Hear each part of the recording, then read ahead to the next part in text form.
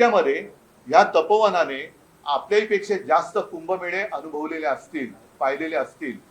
आणि मुख्य म्हणजे या तपोवनामध्ये जे काही साधुग्राम म्हणून करण्यात येणार आहे, त्या साधुग्राम करण्याला आमचा विरोध नाहीये, पण तपोवनात करण्यात येणार आहे त्याला मात्र आक्षेप आमचा आहे. याचं कारण ही झाडं कापली जाणार आहेत.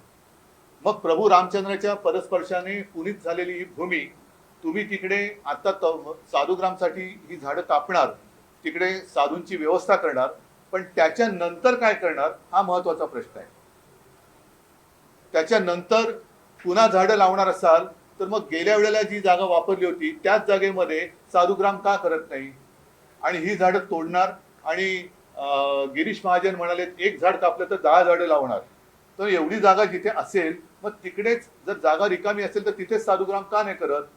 म्हणजे आहे ते मारून टाकायचं आणि मारल्यानंतर पुन्हा तिकडे नव्याने झाडं लावू अशी एक लोणकडी थाप मारायची. हा हिंदुत्वाच्या नावाखाली चाललेला भ्रष्टाचार आहे.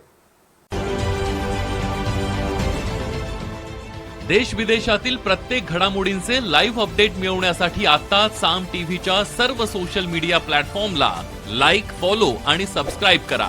तसंच सर्व नोटिफिकेशनसाठी बेल आयकॉन प्रेस करायला विसरू नका.